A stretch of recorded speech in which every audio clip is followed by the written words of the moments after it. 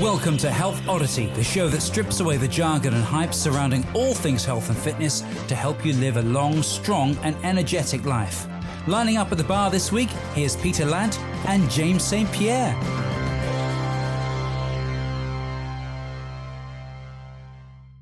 Hello and welcome to the Health Oddity podcast. This is episode 306 and we are joined today by a returning guest. And I did actually just have a little look back. Last time this guest was with us was episode 107. And as I said, this is episode 306. So it's near enough exactly 200 weeks ago, or pretty close to 4 years ago, which doesn't feel that long ago at all. But the last episode was called Making Lifestyle Changes That Last. And we are joined again by Dr. Paul Bedford, the retention guru, someone I've known for, 15 years probably. But like we say, on the podcast 4 years ago, and we recently kind of bumped into each other again at an event in London a couple of weeks ago, at an FMA fitness business summit, and Paul was one of the kind of speakers there. So got to spend some time with him again over the weekend, and thought, well, we've got to get you back on the podcast. So how are you doing, Paul? Are you okay? I am. I'm a little bit achy. I went and did a gym induction this morning. Now, just so that people understand, I've been in the fitness industry 36 years and I trained over 3,000 personal trainers. So it's not like I needed a gym induction, but I've got a new client and we're looking at they came to me and said, we've got a problem with our onboarding process. And I went, okay, fine. And they said they wanted to focus on the digital side of it. And I said, well, look, why don't I join? And so I joined and I booked a gym induction, and I thought, well, I might as well go and have it and see how it goes. And I've sort of come away going, oh God, you got loads to work on. From my perspective, you or them? I have. They've got things to work on as well, but so my training usually consists of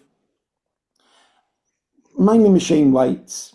Because it's about efficiency of time. I go in, I leg press my body weight, I bench press, or chest press, pull down or rows, and I do about 6 to 8 exercises. I do about 20 minutes of rowing, and I do some stretching, and then I'm out. I'm done. It's sort of be as efficient as possible. And when I was doing this induction this morning, the instructor said to me, oh, so what is it you're looking for? And I thought, oh, this will be interesting. I went, I said, what I want is everyday strength. I said, I'm in my 60s now. I said, I've lifted. I didn't pretend I hadn't been a member of a gym before. And I said, I recognise most of the resistance machines. I said, but I probably need to do something a bit different. Oh, wow. So they took me through exercises that I knew anyway. So stiff leg deadlifts, squats, traditional deadlifts, hang cleans. Well, that sounds quite. I know you're not a new person to exercise, but at an induction, that sounds like quite an advanced sort of selection of exercises to teach someone on the first visit. Yeah, especially hang cleans. Yeah. And I didn't. Obviously, I didn't give away why I was there, but I was like, I've trained a bit, I've done a bit of this. I wasn't, I'm complete newbie. But the person taking me through it, that they made it really clear that was the stuff they liked teaching. And that's the stuff they did in their own training. Yeah. And I was like, okay, let's go with this. And I'm thinking, and when we first started doing squats, we had to adjust it a few times because of the rack height and just normal stuff. And then they started loading the bar up. And I was like, okay, I can't remember the last time I did a squat on the back of my neck. And the first thing that upset me was my shoulder flexibility in terms of getting my hands on the bar wasn't that comfortable. It was forcing my head forward, and I was thinking, I need to work on that. And then they put 60k on the bar, and I started squatting. One for each year. One for each year. And I started squatting, And I could feel like I had a decent form. There was a few things they said I needed to do, which was fine, but I could feel that sort of trembling underneath the movement pattern. And I was like, I'm going to embarrass myself here. I'm going to get really embarrassed doing this. And I managed to do enough reps. And they said, yeah, so what you'll want to be doing is you'll probably want to be training in a 5 to 3 rep range. And I'm like, okay. Uh, and we just How went, can I just ask, Paul? How yeah, old was the trainer who was taking the I induction would with you? say the trainer was mid 20s. Okay, yeah.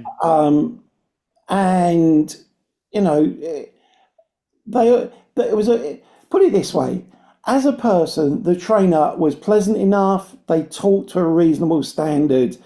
I never got their name, which I thought was really funny. They asked me my name, but never told me their name. And then I thought they might ask, or they might say it as we went round. And we did about 45 minutes of exercises.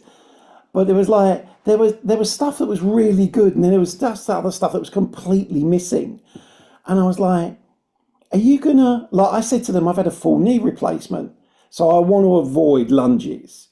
I said, and it's not because of the strength, it's just for the lack of proprioception. I can't often tell where my knee is, and when I push back up, you've got no feeling in your knee when that's happened. It was just, but I sort of came away feeling a level of inadequacy that I was like, I thought I could lift. I thought I could do these exercises because I've done them in the past, but I haven't done them probably for the best part of 2 years. And I'm like, I know I'm going to be like, when we finish recording this, I'm running a Radox bath. Do you know what I mean? I'm like, I'm going to start now. I've We've got got my lots of 80s references going on. yeah, Like well, before recording, and we're carrying them on into the recording. yeah. And yeah, I just know either today or Saturday morning, I'm going to be like, the dogs are going to want to go for a walk, and I'll be like, I wonder if there's a treadmill I can put them on somewhere because it's like, but it was an interesting experience to have again.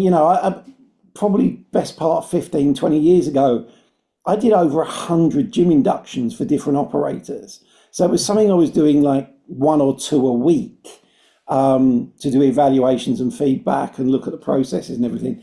I haven't done one for such a long time. And obviously, places I go and train, they're not often even available. It's like you have to, if you want, one of the places I train, if you want a gym induction, you have to book a PT. And I'm like, no wonder they have so many people join, not do very much, and then leave. You know, Just to explain to people who didn't mm, listen, who haven't listened to you before. So, mm, Paul, you travel all around the world, and I love seeing on Facebook. You always put, I think it's something like you.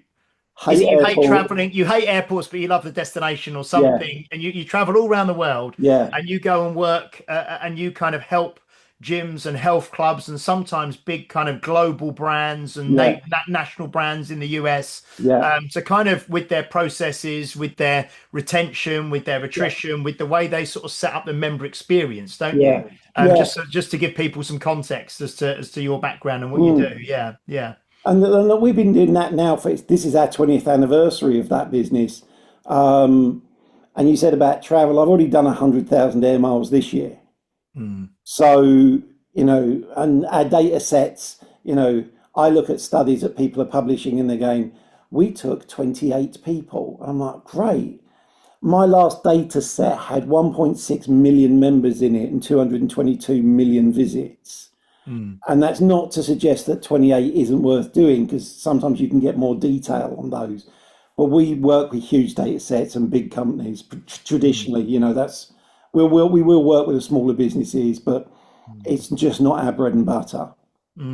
So when we had you on before, we were kind of Mm. trying to unpick some of the things that you teach big gym brands and health club brands and that help members Yeah. stick to exercise for longer Mm. because that's good for their business, for retention and for the bottom line and for income and all the rest of Yeah. it. And it was how that maybe members could use what you have learned to actually sort of do a bit of that for themselves. Yeah. but we recently, I mean, like you probably have as well. In the last week, I just made some notes because I've had loads of people sending me articles and sending me clips from the news and stuff about this. I think it was a Harvard study that came out like last week, or certainly it hit the media, which was around this kind of if you can do 90 minutes to 2 hours of resistance training or strength training per week, Yeah. it will kind of reduce your all-cause mortality by 19%. I think something like that. Yeah. And then if you, and I know that the recommendation of, I think it's 150 minutes a week of kind of moderate activity, which includes like brisk walking and just being active, and if you put both of them together, I think they said it was like, you had a 58% or 53% reduce, chance of all cause mortality and stuff. So loads of people going, oh, look at this is really good about strength training and things. But when I saw you the other week, you mentioned again, I won't mention any names, but a company that you were working with, and I think you said something along the lines of, they'd said, oh well, if you can't train like 3 times a week, it's pointless doing it, or it's not good.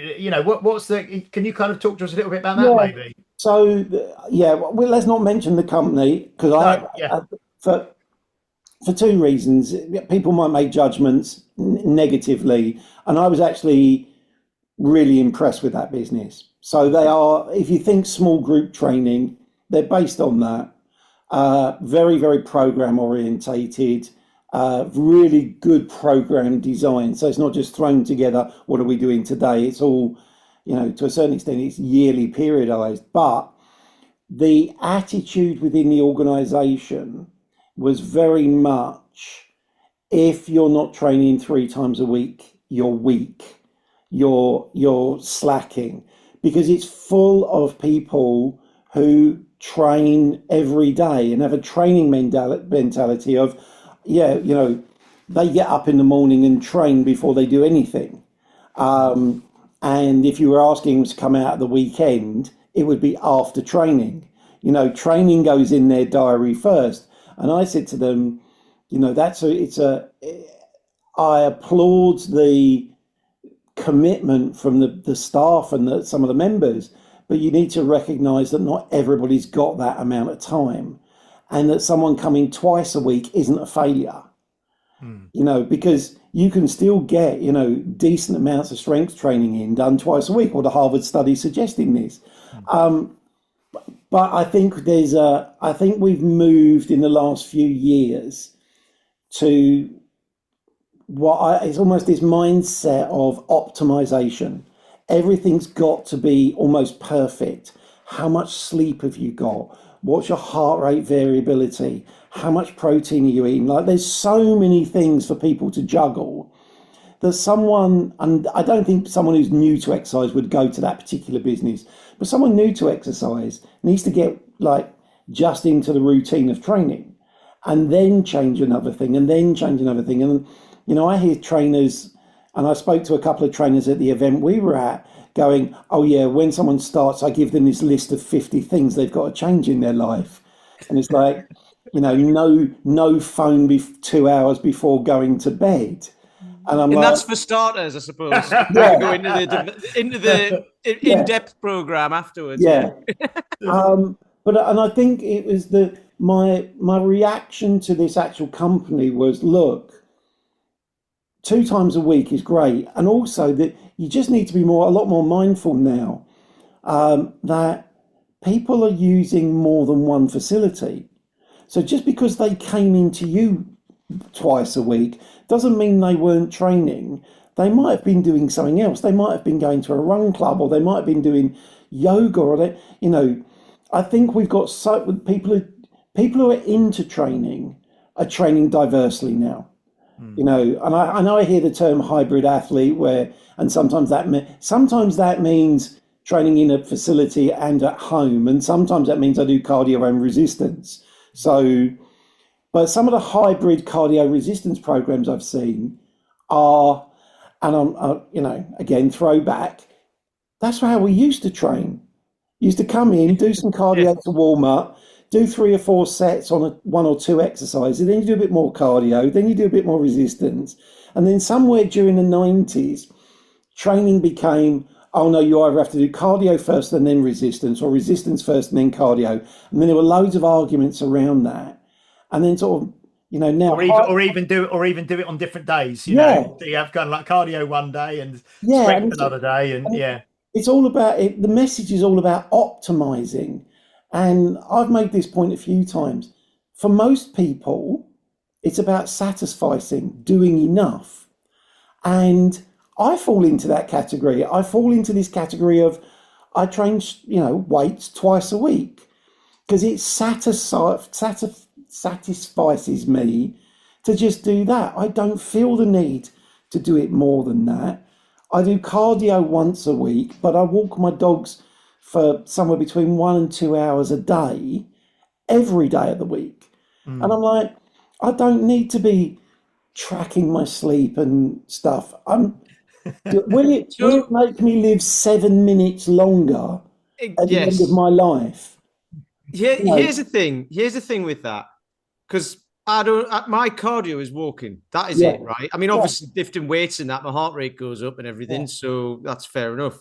But my cardio is walking, and I've got a watch now that measures where I go for like maps for people and stuff, because I've got a walking group, so some people want to know where they are. So I do it for that, right? I'm not bothered about where I've been, how long it took, or whatever. I don't care, but I'll just do it anyway. Yeah. But I started to put it on, and then just have a sit down and meditate for like 20 minutes, just to see what my resting heart rate was. And my resting heart rate when I do that is like an average of like mid 50s, like low 50s, and I'm 50 years old nearly, so that's good. And all I do is walking. I don't do anything else for cardio apart from live. Which is cardio in itself, isn't it? But that's all I do is walking, similar to you, a couple of hours a day with the dog, and that's it. So I don't need anything else really. I'm trying to think of all the peptides and all of the bloody wearable tech and all of this, and it's like you don't need any of that. And I just think if you're looking at new people who are newer to exercise, or maybe don't do as much, too often I think our industry's moved up into this, you've got to be at optimum all the time. And I mentioned this in a conversation last week. A friend of mine who's in the tech industry, but on the fitness side, just wrote a Claude program for himself where he's described what he wants to be able to do at 80, input what he can do now, and that gets Claude, and he updates his data mad, but he updates his Claude program saying this is where I am today, and it tells him what's the minimum he needs to do to be able to do what he wants to do when he's 80, not what's the maximum he's possibly capable of at the moment. So I might just say to him, 10-minute walk will do it today, or these lifts, because there's some particular lifting he wants to be able to do. And when I say particular lifting a carry-on bag into an overhead rack on a plane. He said, and I know that's not going to weigh more than about 7 or 8 kilos, but I want to be able to do that in my 80s. So he's thinking of it from I want to be active, and I'm going to be active, but I want to do the minimum I need to do rather than trying to optimizing everything. And when I sat and listened to him, I'm thinking that is possibly goal setting at its optimum. Do you know what I mean? It's like, I suppose if you set a thing for what's the minimum I have to do, you're likely to do a bit more, surely. So rather than saying what do I have to do to optimize it, you're going to be like, I've got no chance of doing that. Whereas if you're here, you're going to go, oh, well, I could do that and more. So therefore, my chances are even better. But without having to go too far, Pete, it would keep you in. Sorry, I'm interrupting you. Loads of studies which show things like put your walking shoes on and go out and walk for a minute. And once you've walked for a minute, the chances are you'll walk for 2 because you're like, well, I'm out now.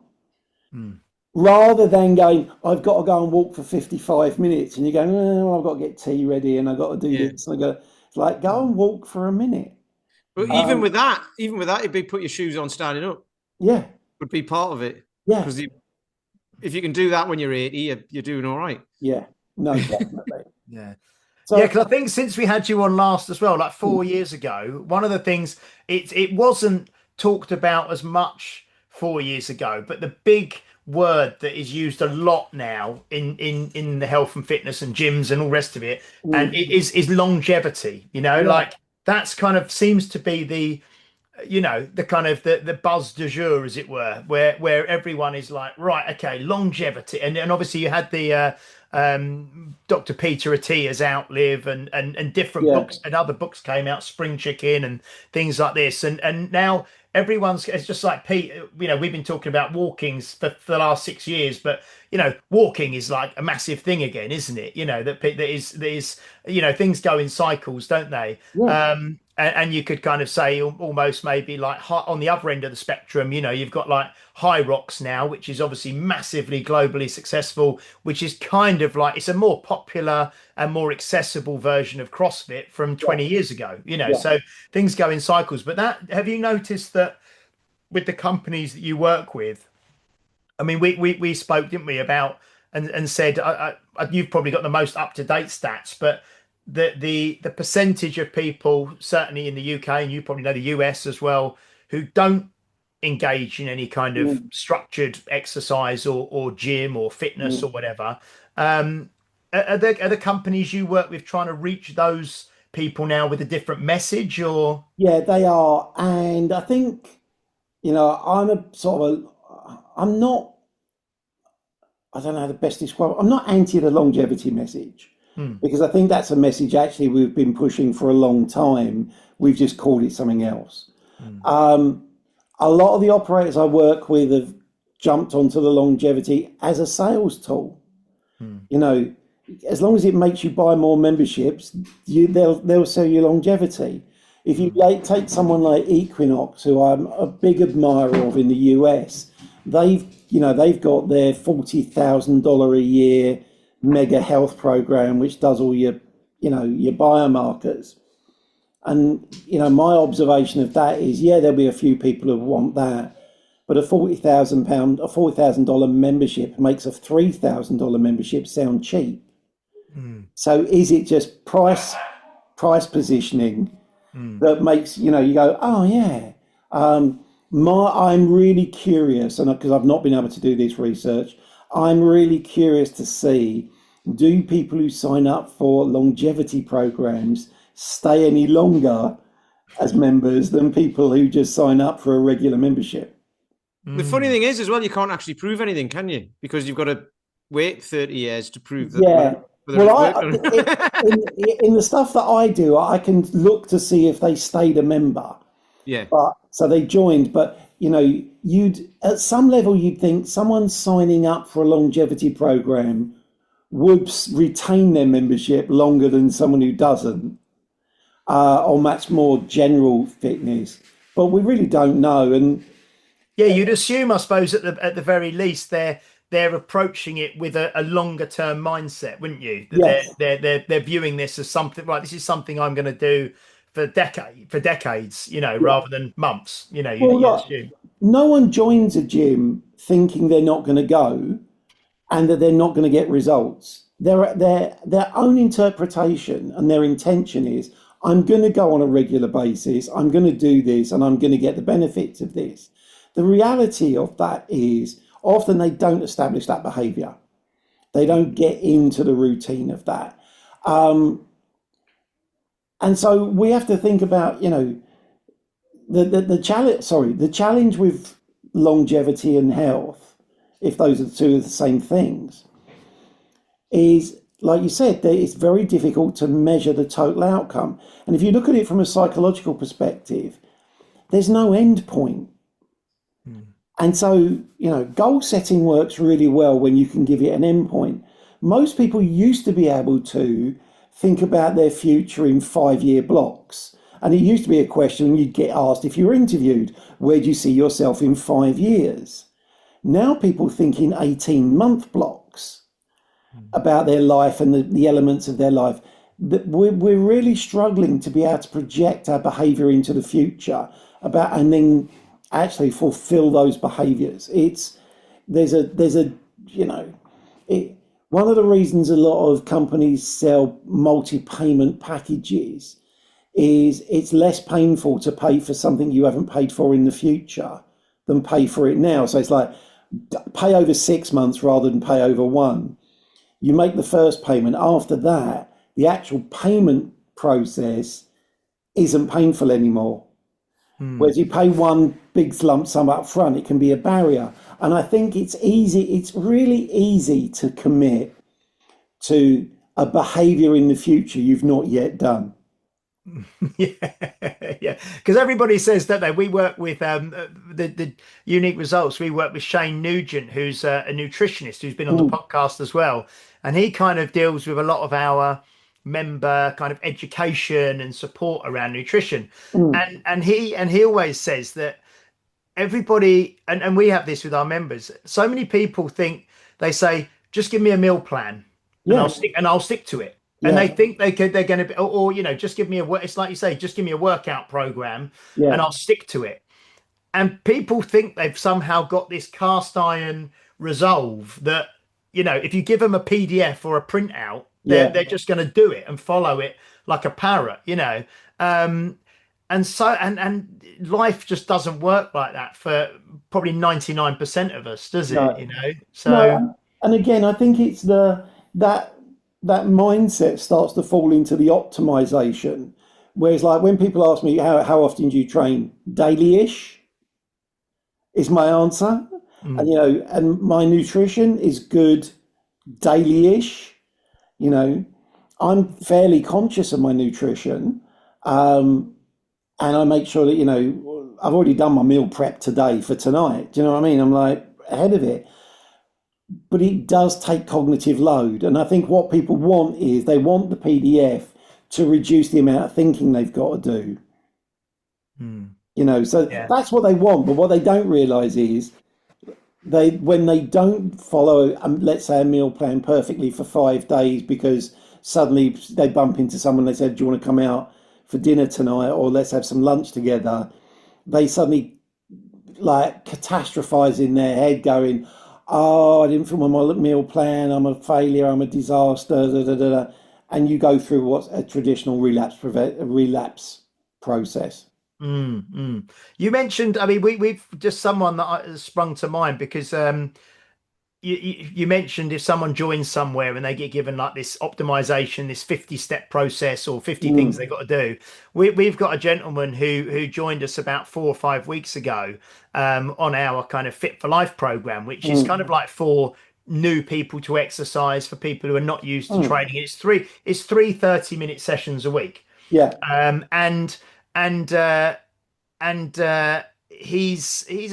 a bit overweight, and after the first, every 2 weeks for the 6 weeks, we do a little weigh in and things. And his weight hadn't gone down. In fact, it had gone up by a kilo or something.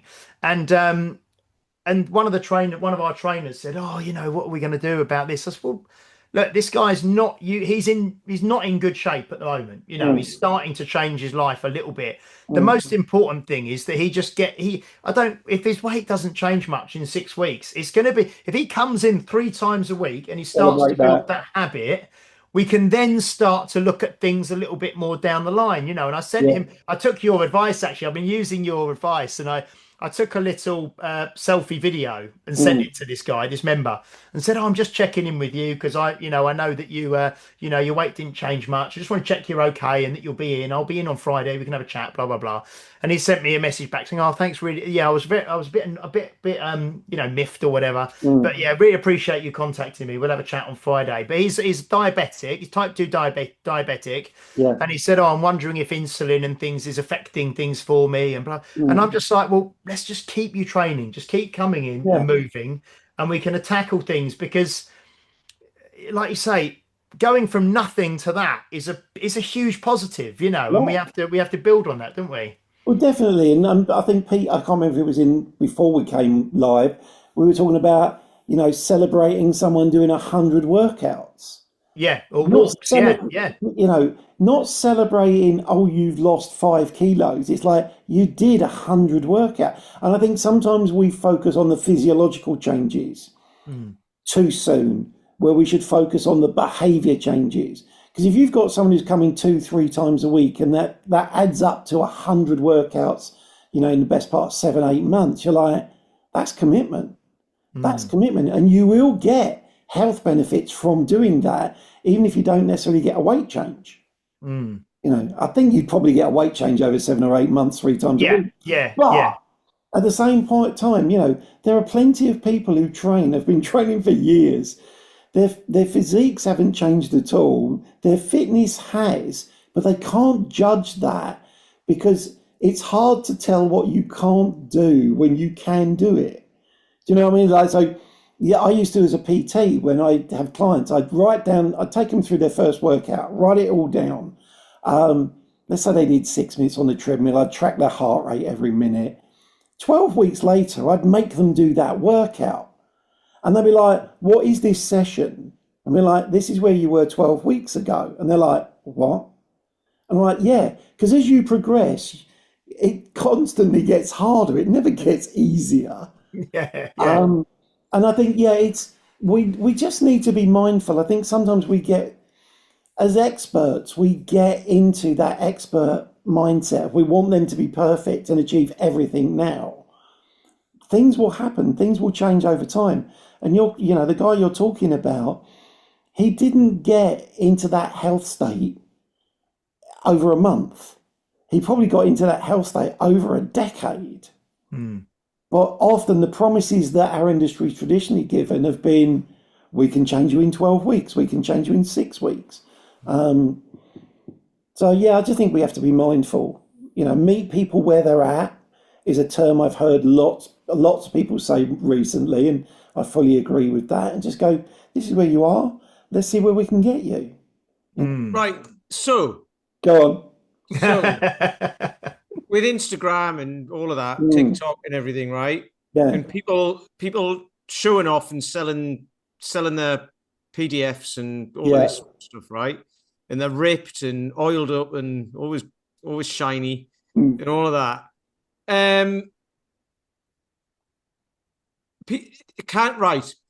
Because then people will say, well, meeting someone where they're at and saying just come and do some sessions and don't worry about the weight loss and all that doesn't sell. So you're a man who knows this, right? Does it or doesn't it? Do they need all the shiny stuff? I mean, we know they don't, right? But that's what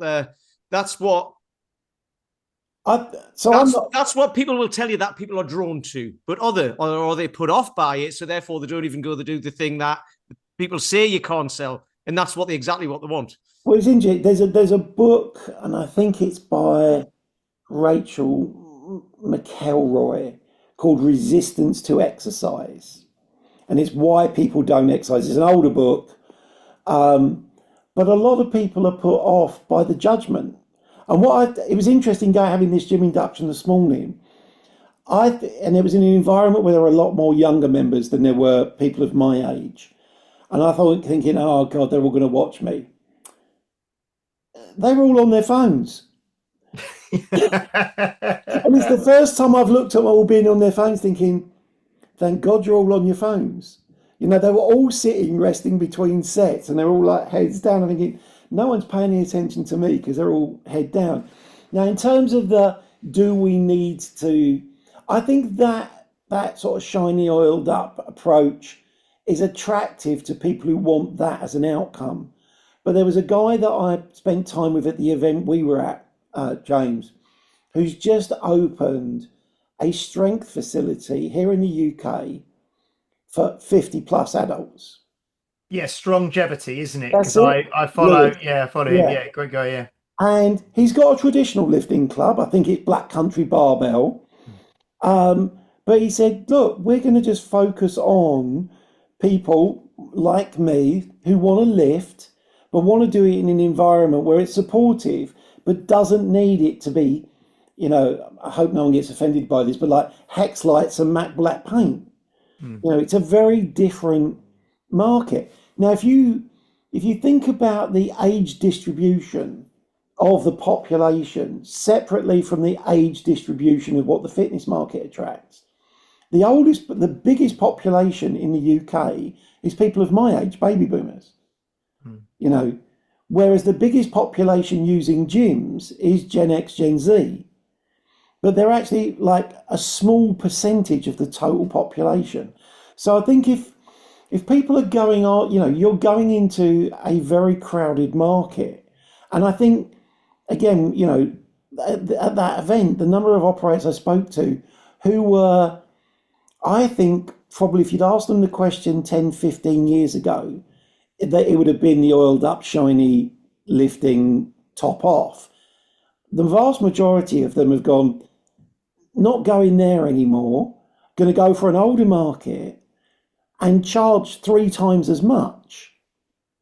It's like, and I was quite blown away by what people were saying they were charging, and then going, and there are people prepared to pay that because they've got the money to do it. And so, sorry, Pete, I'm going around in circles here, but I think if you're on Insta and TikTok, you're going to attract an Insta and TikTok type audience. I don't think, and it's probably as unfashionable as it is, go on Facebook, because. Well, yeah, sorry, I'm interrupting, but I was going to say James's gym is a prime example. It does all right out of it's not a shiny object gym, is it? It's like come along and we'll look after you. Yeah. One thing that happened in the last week, which really, it kind of, I did a post with one of my ladies, again, friend of the show, Edith. She was on it, and she did a pedant of the show, pedant of the show, critic of the show. Yeah, she did a she just did a very basic like clean and barbell press. It was 5-second clip, and she's not an Olympic lifter. She's 67, 68 years of age. Yeah. And she's not done it very much. So it's not like we're trying to train her to be in the CrossFit Games, but she just did like a clean and a press. And the number of literally like 70 on Facebook, this is Instagram is different, but on Facebook, 70% of the comments on loads of people saw it, were negative. And they were like, you're going to hurt your back. You're going to hurt yourself. You need to get a trainer. Your trainer should be teaching you better. This is this. And all the comments, I just put, thank you for your feedback. Thank you for sharing your opinion, blah, blah, blah. Yeah. And then a couple of them, one lady just kept coming back.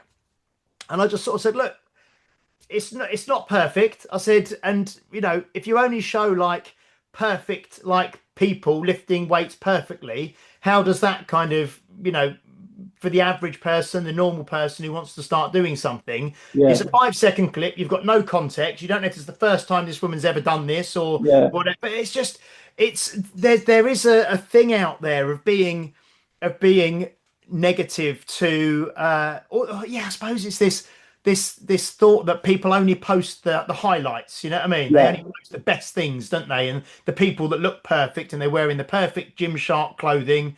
And they look great when they do it, but that's not reality. And I think we need to be a bit more, I think like today when I walked, like was in the gym and I was walking around and I'm looking and the group of people there were in pretty decent shape, most of them. But there were people like me and there were people who've obviously been training, but they're there they seem to be there for the benefit of the training rather than needing to be on Facebook, if that makes sense. Do you know what I mean? It's like, and the majority of places I visit, particularly like the big operators I work with, I walk around and the attendees, the people in the gym, look like the rest of the population.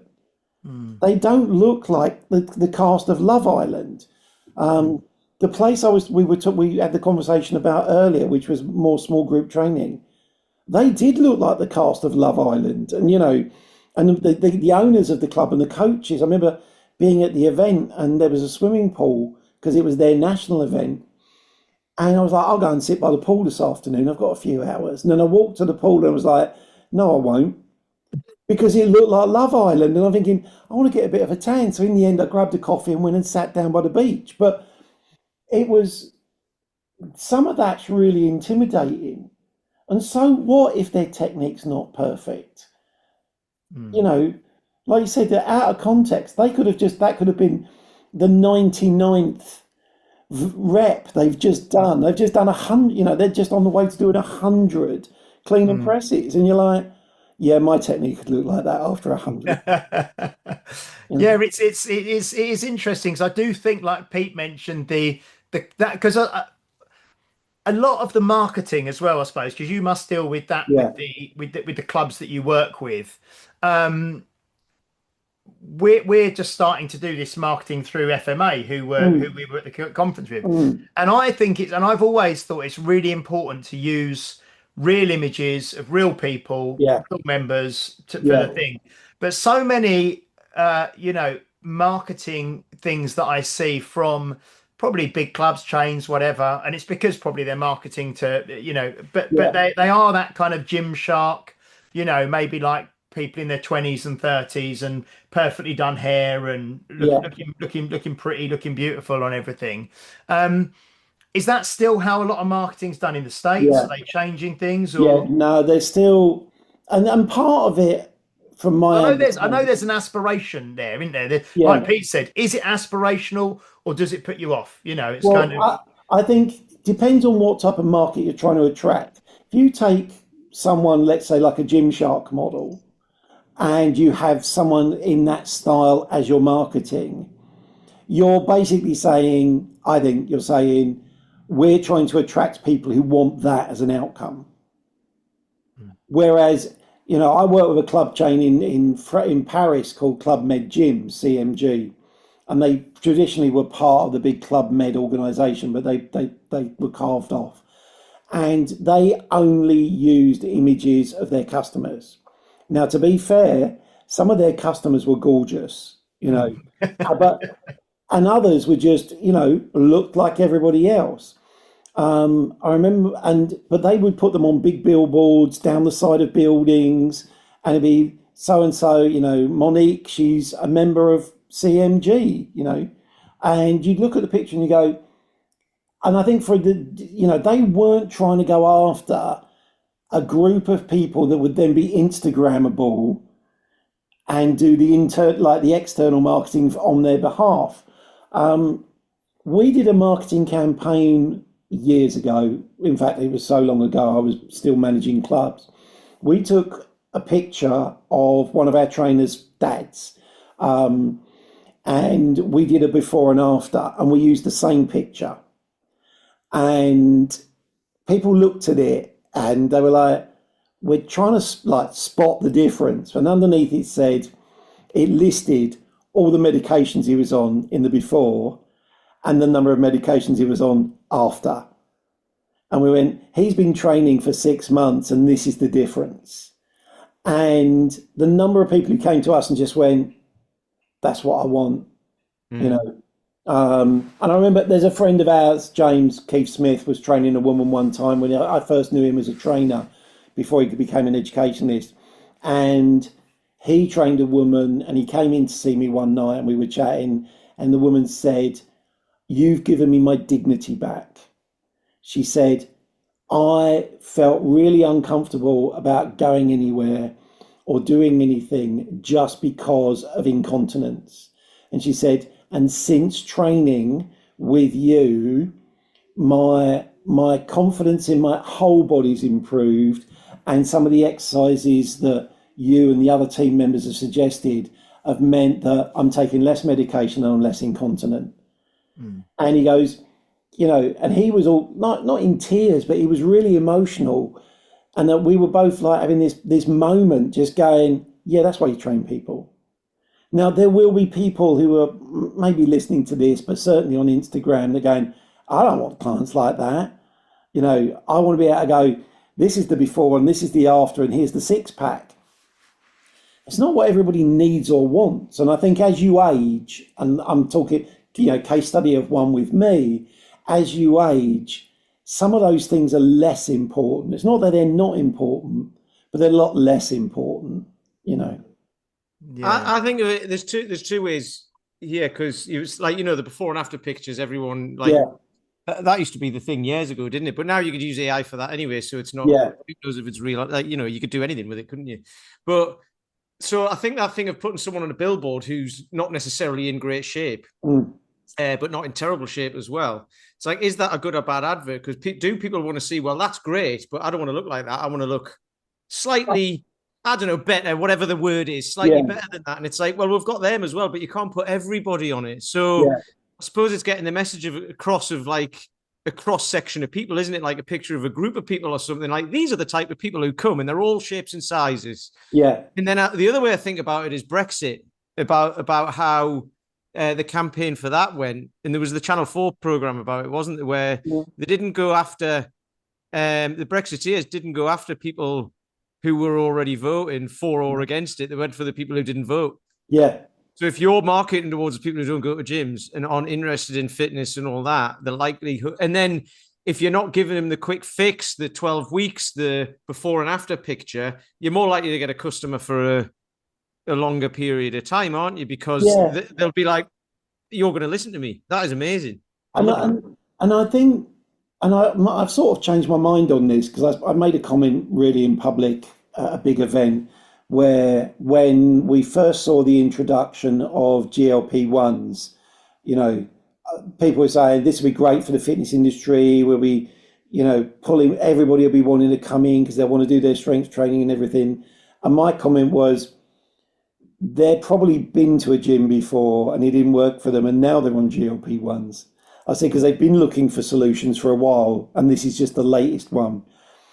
I do now, though, sort of backtrack on some of that in that there are a lot of people who've done GLP-1s who are going, actually, I need to do some sort of strength training. I need to, because like, yeah, I've lost the weight, but actually it hasn't given me the physique I want. The numbers gone down, and I'm eating smaller portions. And so I do think it's having that loop back in of people who are looking for that. But again, the number of conversations I've had recently with independent operators or smaller businesses who are saying, we are finding a really big, strong market in 50 plus adults who want to carry on training, but don't want to be in an environment that feels like school's just been let out.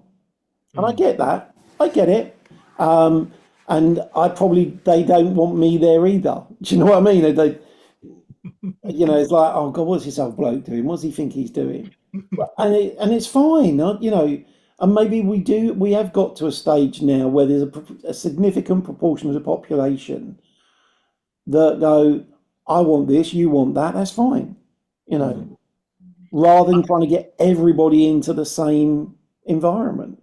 Yeah, I was at a dinner. I don't go to like the gym anymore or anything. I do everything at home, but I like to think now, right? If I get to 50, I go down the gym, right, and just be there, and people are like, "Wow, he looks good for his age and stuff like that." But it probably wouldn't be. They'd be like, "Get out, granddad." Yeah. I'm just going to stay away. I was at a dinner yesterday, and someone said to me, like, there's a new gym opened in Chelmsford, and it's a big kind of more of a bodybuilding kind of type thing, and it's like you said, it's the black walls, the hex lights. They've got like a DJ booth in there or something, you know what I mean, to play music and all that sort of stuff, which is great for that. And it's like 30 quid, 35 quid, 24/7, you know, 35 quid a month. And someone kind of said to me at this dinner, they said, "Oh, there's this new place opened up, isn't there? What do you think about that?" And I'm like, it doesn't bother, you know, I can't see any of the people that I train wanting to go down there. You know what I mean? It's like bodybuilding, you know, like you say, black walls, hex lights, DJ booth. It's not what it is, totally different. You know what I mean? It's like, so, and I think that is the whole thing about marketing and spreading your message, isn't it? And it's having that niche or that niche in America, you know, and kind of knowing, and I think people sometimes overdo the niche, you know, and they think you've really got a niche and you've got a niche down, and it becomes so specific that, you know, it's right. We train, you know, women in their 50s who've got 3 Alsatians and, you know, driver, whatever. But I think that, you know, you clearly have got different, I mean, maybe just touch on, because I don't want to hold on, you know, we'll wrap up in a bit, but the market certainly in the UK now, I don't know if it's the same. I think it's even worse maybe in America in terms of, because I think in some places in America you can get gym memberships for like $5 or $10 a month, you know, like the real bargain bucket end. But there is that kind of £30 and below per month, isn't there? The budget sector, which I think is really good for. It seems to be really good for students, you know, young people, school age people, and people on a budget, and people who are really probably self-motivated and know what they're doing and just really want to go in and use kit. I mean, What's the kind of the way things look at the moment in sectors? Well, I think the message, I think if you listen to the sort of the trade press, you'd believe that there are only two sectors now, the low cost and the premium. So you've got the under 30 quid and the over 160, and nothing else exists in the middle. I don't necessarily think that's true. I just think the bits that operate in the middle are less focused on making everybody aware of them in the trade press, if that makes sense. They're like, that I've not been to Chelmsford in a while, but I bet you there's a hotel gym in Chelmsford that, like, there'll be a Hilton or a Village Hotel or something that's got a gym, and they're not, going down the same route marketing wise as the low cost ones, because they need to drive volume. And the premium ones, you've probably got, if you've got a premium or a couple of premiums, they're probably either attached to a golf club or they're a standalone independent. I think the market's buoyant. I think one of the things to be aware of, like, we're somewhere around 15 to 17% penetration, depending on how you count it and whether, and this is my ick, I suppose it is, whether you're counting members or memberships. Because I think we've seen an increase in the number of members, but I think we've also seen dramatically the increase in number of memberships. So we're counting people twice or three times because they have three memberships rather than just one now. Oh, I see. This is what you were talking about. If they train at multiple places. Yeah. So we see, we hear the report of the market's expanding. We're seeing more people joining gyms because if I ring you up and go, James, how many members you got? You tell me how many members you've got. And then if I ring you, Pete, and let's say you're in the same area and how many members have you got? If you've both got someone who trains at both sites, that's two people, even if it's one. Mm. So you get double counting. If you joined yours, James, and then left and went to Pete's in the same year, that's two people, not one, because you're double counting. Yeah, that must happen quite a lot. Oh yeah, gyms within a year. So that's okay. Yeah, and you also got the difference, and we analyse this for business, the difference between deal hoppers and rejoiners. Deal hoppers, I cancel in the morning to get a better deal in the afternoon and save 25 quid this month, because this month is £5 for the first month, £25 a month. Separate from rejoiners, someone who leaves because it's the summer holidays, comes back after the summer holidays and rejoins the same club. Now, in some businesses, they would count as two people, even though it's a discontinuation of a membership and a gap. But so I see what you mean. So if you say between, say, 15 and 17% of the population, but it may be lower than that. It may be lower than that, and that's health clubs. Probably not too far from you. There's probably someone who's got a boxing club. There's someone else who's got a Muay Thai club, and all of those clubs also do small group training sessions. But anyone going to those wouldn't get counted in the fitness because they'd be seen as being sports, even though they're not doing this. It just gets a bit bizarre. But I think the mid-market's quiet, but that's not a bad thing for the mid-market. They're quietly getting on with training people, providing a service, rather than having to go one end or the other extreme in terms of pricing. Yeah, so I'm just thinking of around here, like the mid-market between that kind of 30 and say 150 quid. Yeah. You've got like So Virgin Active, Nuffield Health, local authority kind of leisure centre. There's loads in that middle space, isn't there? Yeah. But you'd be forgiven if you read trade press into thinking it's all third space or pure gym. It's like it's either a super high end or super budget. But I think what's interesting from presentations, because I get to go, I speak at a lot of events, I get to sit at a lot of events and hear people talking. The interest, you mentioned that there's somewhere open near you that's like huge. A lot of the low cost operators, the national chains, aren't looking for those size, like huge sites anymore. They're looking for medium sized sites because they can actually generate more profit from their medium sized sites than they can from their large ones, which I think will be a challenge for the mid market operators, because the clubs might feel smaller rather than be these vast empty spaces of, well, not empty, but vast spaces. Yeah, warehouses almost. Warehouses. Yeah. But at a price point that would attract, or will certainly ask questions. People are, well, why am I paying Nuffield prices when I could pay this price? It's like half the amount of money. That's what, and because the challenge is always, if people don't understand what you offer, they judge you on price. Simple as that. Yeah. Why is that 60 and that's 30? I don't understand, therefore I'll buy the £30 because it's less risk. Yeah. We've got talking about lower end stuff. There's 2 pure gyms, probably within about 5 minutes walking distance of each other, and about 10 minutes walking distance from my house. Yeah. 2 of them. One of them opened up, and then another one opened up around the corner where Argos used to be, and that closed down. So that opened up, and then one of them's a bit bigger, but the other one's not that big. Yeah.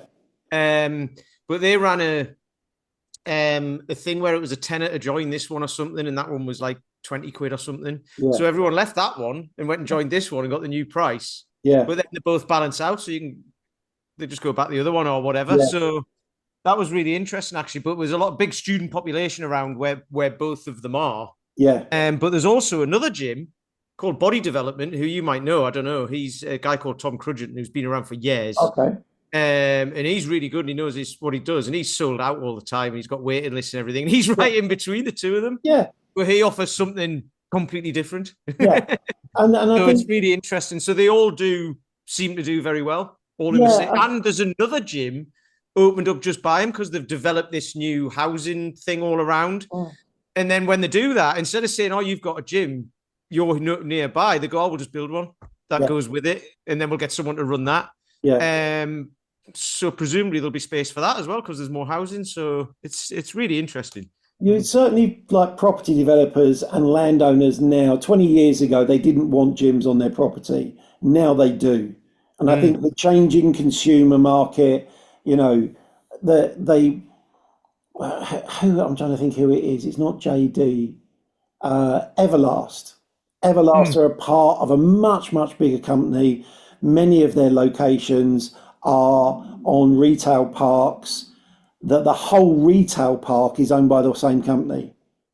So they've got their White Stuff outlets or store, they've got another store, they've got another, and it's like, you don't know that as a consumer, but when you know the brands are all owned by one holding company, you suddenly go, wow. And they want gyms because gyms bring people in who then go and have a coffee and then go and spend money. So they're trying to build, their own sort of retail ecosystem based around, a visit. And, people like Tesco's have looked at that. And, years ago, Boots looked at it in terms of, could Boots get a niche part of the market that were more health orientated? And there was actually a site developed and it did very well. The problem was it attracted, what Boots wanted it to do was attract non-traditional Boots customers. And guess what? People who shop at Boots joined a Boots health club, because it's like, oh, that's aligned with what I want. But that company at the time, or the holding company there, were also the owners of Halfords. So they owned Halfords, they owned Boots, and they were going to sell Halfords to fund the rollout of their health club chain. And then when they got their Boots Advantage cards and they saw who was joining and they weren't reaching this new market, they pulled the plug on it. And I think that's now a Virgin Active. But there's a lot. I think there's loads of room in the market. Niche, I think, is a word that's overused. I think there are sectors of the market or populations of the market that, different operators can go after. And I think,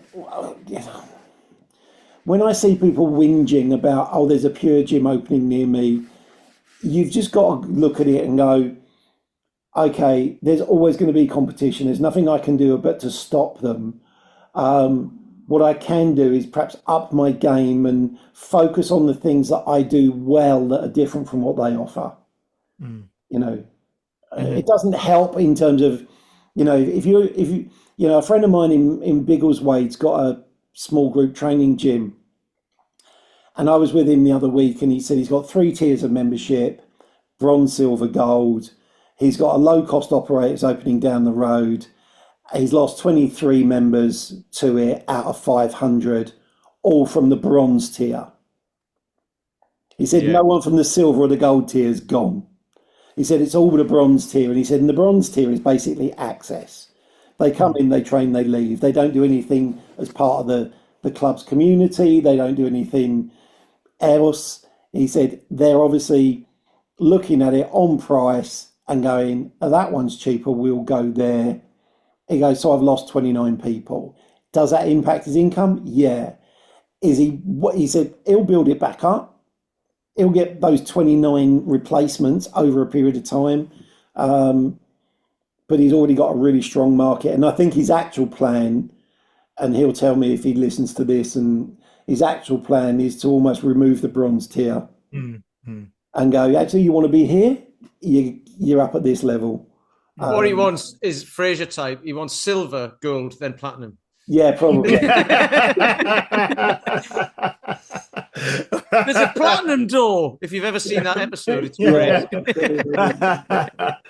Do mate, Paul, that's been really, really good catching up with you again. And it's always interesting talking to you. And, you know, and hopefully people have found that interesting and just seen maybe like we were talking there, it's about human nature, isn't it, as well? And it's about kind of behaviour, I suppose, is the big thing that people need to take from that. And and like you say, also to, I suppose, be kind to themselves and not try and judge and compare themselves to, you know, to some of these, especially if there's someone who's entering exercise as a newbie or as an older person or someone who's just wanting to get in shape for health. You know, there's far more out there than just the aesthetics and the Love Island stuff, isn't there? Yeah, definitely. Yeah, brilliant. Thank you so much. Thank you, Mr. Peter Lant. Thank you. Thank you. Thank you, everybody, for watching and listening. Please do like, share, subscribe, leave a review if you're watching or listening on a platform that allows you to do so. And if you would like to follow Dr. Paul Bedford, where are you most kind of active? Are you on Instagram? I was looking at your Instagram stuff as we came on. Is that where you want people to go? Or well, we're not, put it this way, we're not on TikTok. No. You know, my business is predominantly business to business. So, but we're on Facebook, we're on LinkedIn, we post daily, like ideas and concepts and research. And then once a week, we do a video just talking about a particular topic, which people can find at retentionguru.com. We're on YouTube. So I think there's about 600 videos up on YouTube on our channel now. But those would be the places. And if anyone wants to reach out to me, just it's Paul at retentionguru.co.uk. If someone's got a question, I'm happy to answer it. If I'm traveling, just be mindful. I might be on a plane or I might be on a different time zone. I will get back to you.